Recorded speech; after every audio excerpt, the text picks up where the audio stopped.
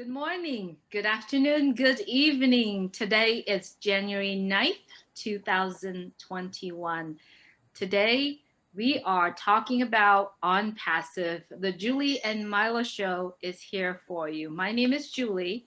My dear friend Milo. Milo, please say hello. Hey, how you doing from Nashville, Tennessee, Milo? Yes, thank you, Milo. Every time we're getting together, we're talking. We're just having so much fun talking about On Passive, talking about the people that involve in On Passive, talking about the connections that we have with people all over the world. You might ask, what is On Passive? If you listen to this show the very first time, Onpassive is an artificial intelligence information technology. We are a real company. We're registered and licensed. We are real people with a real community and a real business that was created by Mr. Ashmore with a heart. We have a huge community of people all over the world. And On Passive is a subject that we always excited to talk about. Today we have a special guest. He is fun, energetic, and I'm just gonna go ahead and let my dear friend Milo to introduce our guest today. Milo, please take the mic. Julie, it's great to be here, and we're the most blessed people in the world, me and you, because we get to meet all these incredible founders. And it's no different today. I can't wait to hear what all this guy has to say. But his name is Andy Berks. Andy, come on out. All right, Andy. It's Hi so good. guys, How are you? I'm fabulous. Thank you. Great to meet you. All And right. thank you so much for inviting me on. As I said, I'm very humbled to be here based on on the colleagues that you've done so far. I'm privileged. Thank you. Thank you for coming on the show. We love talking to all founders. And the thing that we find out is the stories are just incredible from the founders and stuff. And so we want, Absolutely. we want to talk to you and we want to get to know you a little bit better. And I know you did a lot of things, exciting things, and we're going to get into that. But let's start first with where were you born? How many Oh, brothers? I'm an Essex boy. I'm an Essex boy. I was born in Rayleigh in Essex, although I moved very quickly to southern England, down towards Portsmouth, a tiny little village in the middle of nowhere, and it's beautiful. It's a little place called Rowland's Castle. Rowland's Castle, its fame comes from Henry II, who used to hunt here because it was part of the Forest of Beer. Okay. So yeah, I'm in the middle of nowhere. What about your family? Do you have brothers and sisters or? I have a wonderful sister who lives near in a place called Heckman White, which is not far from Halifax and Leeds, up in the north. I don't know why she wants to spend her time up north, but her choice. There you go. Uh, I have noticed in your bio that you've traveled all over the world. You traveled to Dubai, Mexico, Holland, France, Germany. You travel everywhere. But there was an incident that you had stated that you got mugged in Mexico. Tell us about that. Oh, I've been lucky enough with my work to be able to go to various different countries around the globe, and yes, I made the mistake of going to Mexico City. It's a wonderful place. Don't get me wrong, and I had a wonderful time in a very short period of time. But the day we arrived, myself and my colleagues dropped our bags off at the hotel, and we said to the concierge, "Where is there a place to go for a beer?" And he explained where to go. So we went round, had a couple of beers, and on the way back, this car did a handbrake turn. It went past us and noticed us, and then did a handbrake turn and landed against the curb. And out jumped four federales, and they had us up against the wall, spread eagle, and they went, "Are you Americans? You have guns?" And they patted us down and, "Oh, you have money." And he kind of counted it out between him and his friend, and then put half of it back in my pocket and said, "No, it's okay. You're not Americans. You don't have guns. You can go." And what? And it went downhill from there. But hey ho. Wow. Wow, that's crazy. When you travel around the world, you never know what you're going to get into, right? Absolutely. I used to live in South Africa, and I used to travel a walk around Joburg at night on my own. Never had a problem. Never. It was great fun. Loved every minute of it. Awesome, awesome. So it looks like one of your hobbies is golf. Now, have you golfed in a lot of? I'm sure you've golfed in a lot of places, traveling like that. Have you met some incredible people? Absolutely. Met some wonderful people over the years. You play in different places in South Africa, and you have to go in amongst the elephant tracks on the greens because they kind of walk across. um, um, I played in various different societies around the globe, basically, and absolutely fabulous people you meet. I have a great bunch of guys that I'm very close to in Spain. I call them the toilet seat boys because if you lose, they put a toilet seat around your neck, and you've got to put your initials on the toilet seat. It is clean, I have to hasten to add, and it is a new one, but they take photos and they post it on Facebook and what have you, and and they are great fun. So I said, well, my handicap's 12, and they went, no, it's not, it's 9. Oh, okay. And the first time I played, I lost. So Oh, I had to wear this thing first time round, which was great fun. uh, But yeah, great bunch of guys. Well, I've seen in your bio that you travel all over the world, and now you ended up where you were born, taking care of your parents. Tell us about that experience and how humble that is for you to go back to your root, taking care of your elder folks, and tell us about it. Well, as you can see in the background, that's Marbella, and down that way is Malaga. Um, I've spent several years in Spain, and we have a cabin in the middle of nowhere. It's above Ocane.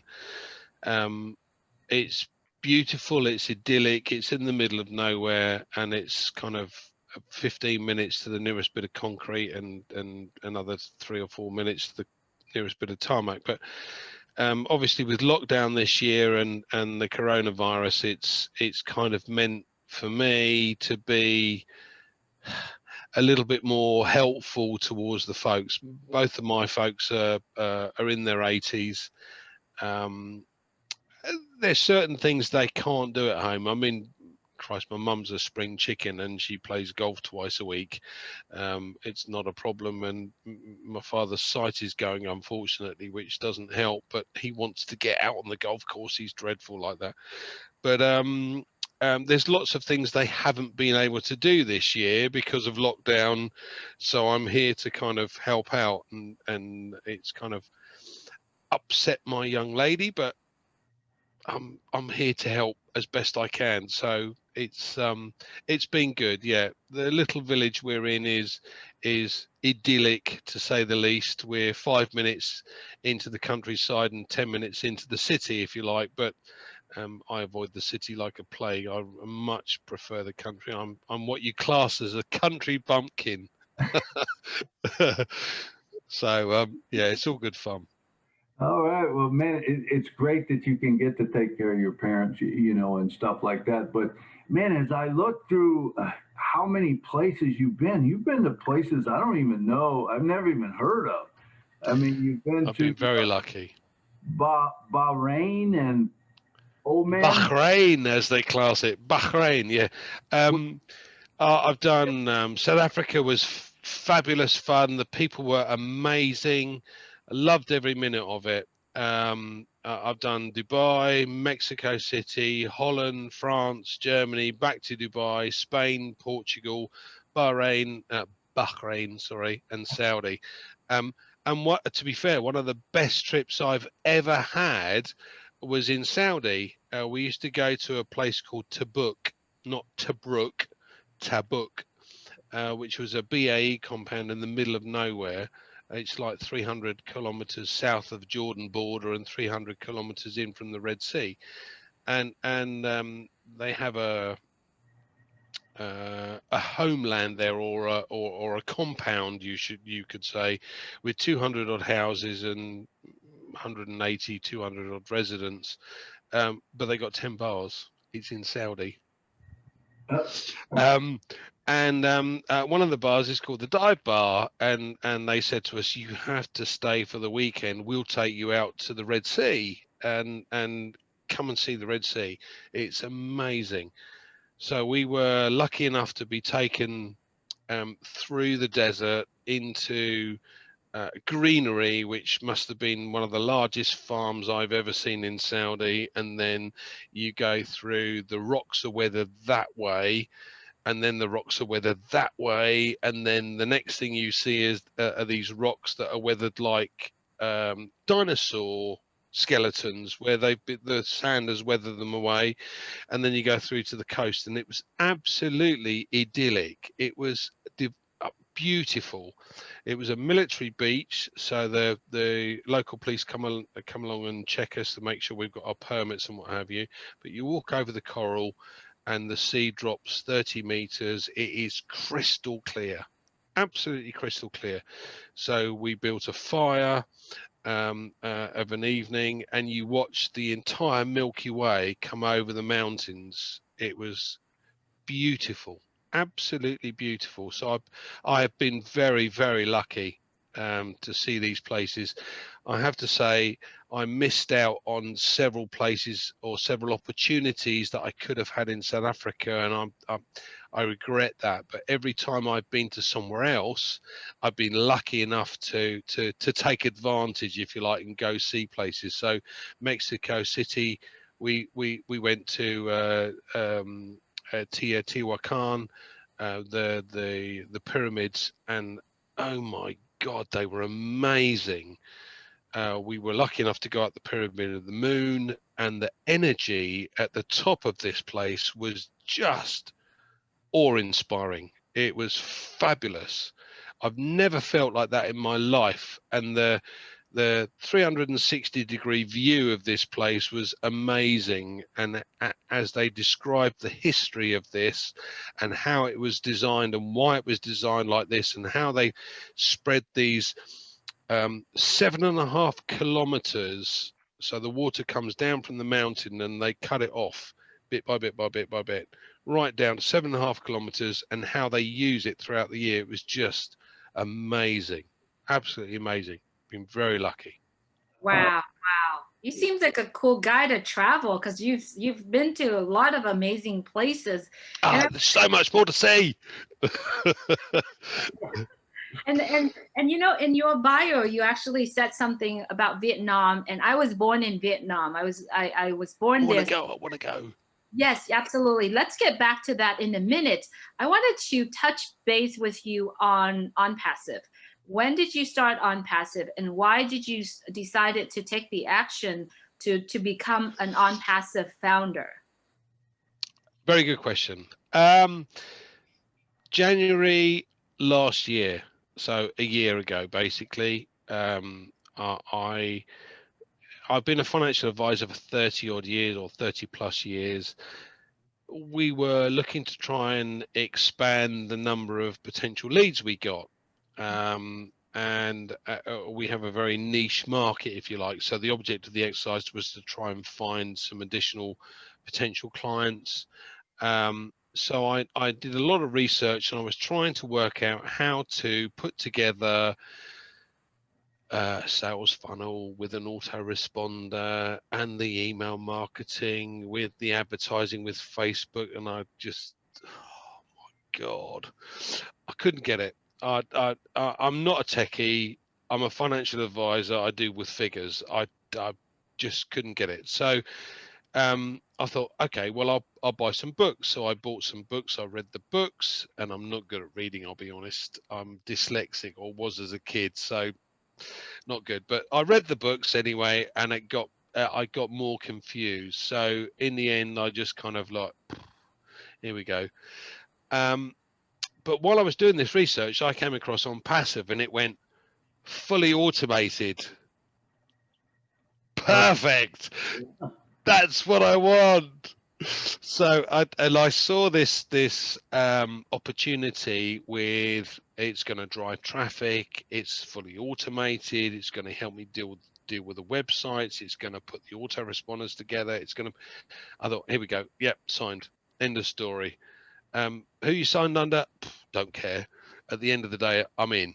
Right. And it took me, I suppose, about 4 months before I started really watching the webinars and listening to Marty and Mike and Red. And then the light bulb came on and you go, you idiot. Why is it taking you this long to understand it? You go, God, what is going on? So after that, I'm fully hooked and I'm trying to build a business. Now,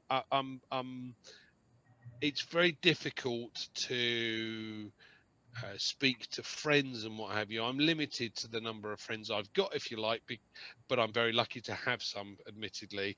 But I live in a very small village and I've been abroad most of my working career. So when you go, so you start in LinkedIn and you start in Facebook and you start trying to build this thing. So I have a very, very small team in comparison to most, in particular the likes of Red and Peter, who have been fabulous, by the way. They've really helped out, but it's growing and I love that. And I love the family that we're in.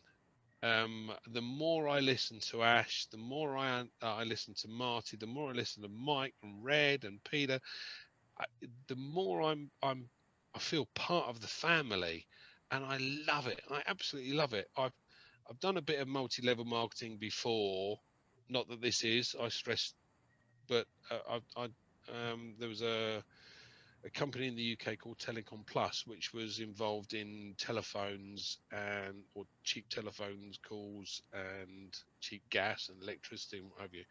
And I took 4 weeks off work and I walked door to door. And I said, you're going to get cheaper calls, sign here. You're going to get cheaper calls, sign here. So I took on a number of clients, and it carried on paying me for a number of years, probably about 5 or 6 years, and it covered my phone bill, which was exactly what I wanted it to do. But I never had the opportunity to kind of grow the business from bringing other people on because I just didn't feel confident enough with it. This is totally different. This is the next level, and I love the people involved. Everybody is so friendly. As I said, it's like being part of a massive family, and it's great. So long live Onpassive. Absolutely. You know, and that's one thing that we see as we interview all the people, the heart and the family, the passion that people have, you know, and we like to say, you know, that the Onpassive is changing the world one person at a time. And Absolutely. and it started with Ash Mafaro, you know, but what Ash has taught us and believe it gets into all of us. And, you know, originally when you first come in, you think about the money you're going to be making or whatever. And then all of a sudden that goes away because you know that's already a done deal. Now you start thinking about and you start getting your mind and your heart ready Absolutely. to start giving out, you know, because it's a giving thing. So I noticed in your thing that you was doing a charity at some big thing. How is Oh, Onpassive going to help you in the helping you with charities? I used to be part of what they call the round table in the UK, which is democracy, and I loved it. I've dressed up as the biggest teddy bear in the world and stood outside a company called B&Q collecting cash for children in need, which was great fun.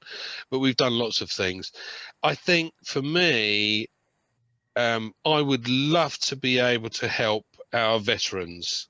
The problem that I see in the UK, we have a system that's out of kilter. We don't get me wrong again. We let thousands of immigrants come across the channel, and we put them up in 4-star hotels and what have you. I would far rather be able to help those that have been in the armed forces, that find themselves in the position where when they leave the forces they lose their residence, so they're almost thrown out on the street. And I've come across a number of these guys, and I would love to be able to help these guys, whether it's in the form of a hotel scenario where they've got somewhere to live, to start again. For me, that would be fantastic. Don't get me wrong, I'm not against immigrants, but I would far rather help our own that have done something for the country first and paid into the system than those that are simply here to take out of the system and not prepared to put into it. So yeah, that for me would be fantastic.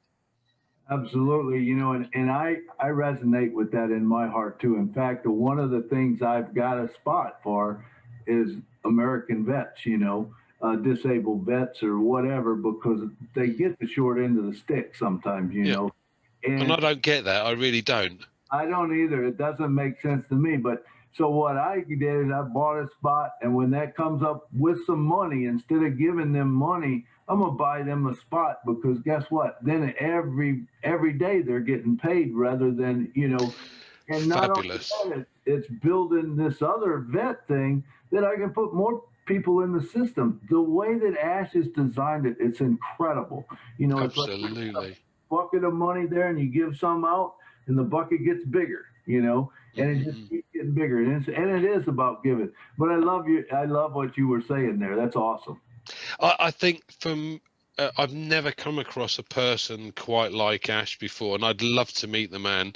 I listen to the webinars on a regular basis, and you do get this fantastic impression. This guy speaks from the heart, but I've never met anyone like this before. Everybody I've come across before is so greedy. They want everything for themselves. So they want to build this business, and they want to take everything out of it without looking after the people that are actually in the business. And I've never understood that. I've been in financial services for nearly 35 years now. Oh my God, I'm that old. But but there's only one company I've worked for that hasn't ripped me off, and he's the best friend you can ever have, and he and I get on fabulously. But every other company owes me money, and I'll never see that. So to come across a guy like this that has this heart for everybody, that wants to help everybody, I'm like, wow, is he for real? Because when you first listen to it, you go, that can't be right. That's an impossibility. It just doesn't happen.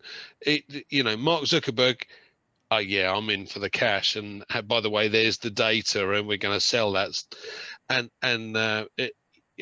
Jeff Bezos, and I've seen this advertisement on LinkedIn recently where there's two guys that are putting this business together, and they've got various different other guys in the background, but they own these two guys own it, or this two girl and a guy own this business, and it's already valued at 1.6 billion. It's a unicorn company before it launches, and listening to these, you go, nothing like Ash Mufara, nothing at all. Wow, what a guy. And I want to meet this chap. I really do want to meet this chap. I'm so enthusiastic about this business. You go, please. Absolutely, Andy. Milo got lucky enough to meet Ash Muffard. They gave each other a hug, a brotherly hug. But I resonate with what you're sharing is that there are people out there that just want everything from you. And Yeah, they do, but not Ash. I've always said Ash has given the humanity the gift of Onpassive and the gift in which you and I and 400,000 of us will be taking it and giving it and continue to give. It's the gift that keep on giving. And you and Milo are saying it correctly. You take that and you give it to the veteran and they keep giving. Because if you were to give them $100, it will go away just within days. yeah, But if sure. you give them $100 gift of Onpassive. It keep growing and growing, and I love that. I know we're running out of time, and I know we need to kind I of. talk too much. Sorry. No, you're not. Oh, it's perfect, Love man. the message that you're sharing, and love the passion that you have. I know I wanted to go back because all three of us have been to Vietnam. I was born in Vietnam. Milo and I went back to Vietnam last year. Go. I want to go. You want to go to Vietnam, so let's talk about it. What is it in Vietnam that you want to go? And who knows, when On Passive launch, we are going to be meeting each. Absolutely. Absolutely. I took my motorbike test specifically so that I could do the Ho Chi Minh Trail on motorbikes. A friend of mine does bike trips. He's the leader, if you like. So they do trips in Croatia, they do trips in Germany, they do trips from South Africa, from Cape Town up through Namibia to the Vic Falls and back. And I'm like, wow, I would absolutely love to see Vietnam. It is such a beautiful country, and the people, everyone I've met that's been there say the people are just so friendly. And I'm, yeah, yeah, it's great. So I want to do Halong Bay. I want to do the Ho Chi Minh Trail on bikes, and then I would love to see Angkor Wat in Cambodia and go and see this temple, this spiritual opportunity. You know, for me that would be the ultimate holiday. But there's another one I'd love to do, Mongolia as well on bikes. And I used to ride motocross as a kid, but I never had a bike for the road. And as I said, it was right. I've got to do this. I've got to take my test so that I can do this, and I can go to a different country and I can ride my bike. Perfect. And a very good friend of mine over here who teaches you how to ride. He teaches you how to ride the bike rather than how to pass your test. So I'm very grateful to Howard for that. But it's fabulous. Can't wait. Can't wait. This COVID situation has created havoc. I just want it gone so that I can ride my bike. Absolutely. Wow. It sounds like fun. I'm not riding no bike. I can't keep two wheels under me, that's for sure. But I love Vietnam. We went over and we had such a good time. But I want to go back to Ash. I did meet Ash. I will tell you, without a doubt, what he portrays on the screen or when you talk to him, he is the real deal. And it's even bigger than what's on the screen. When I met him, I don't doubt it. I was sitting at a table and he come in 40 feet away and he had the biggest smile on his face. And he come walking up to me. I stood up and he comes up and I could just feel his energy. And he gives me a big hug and he says, brother, he says, how you doing? You know, and from there, we were really like brothers. We sat down, we talked. He explained some stuff to me because at the time I was in, but I wasn't. You know what I'm saying? I was in, but the light bulb hadn't come on yet of how big this thing is. And even now, every day, you know, I hear something different, and it's like, oh my God, this is crazy. You know, all the stuff who it can help and stuff. But his heart, his passion, man, you can feel his heart. You can I feel. bet. I bet. And it's awesome. So, but anyway, it was great having you on the show. I know we're running out of time, so Thank you, guys. Yeah, Julie, why don't you take I'm this? so appreciative of you letting me on. Thank you. Thank you for coming on. Thank you, Andy. Thank you for making time for us, and thank you for sharing with us your passion and your story. There you have it, everyone. Andy Berks out in the UK. When you listen to this message and when you resonate with what we're sharing here on our show, get back with the person who shared this message with you and start exploring. And if you are a founder who is not plugging in and not understand what Onpassive is all about and not resonate with the message and the vision that Ash is putting out there, we suggest that you go back exploring it, because you know you are in a good play and you know that you are in it to win it. And that's exactly what 400,000 of us and more people are coming. Get back with the person Eat, that sleep, on passive, repeat. absolutely. You, it's take the action. Milo did, I did, and Andy did, and many people took the action and exploring Onpassive. So do your part.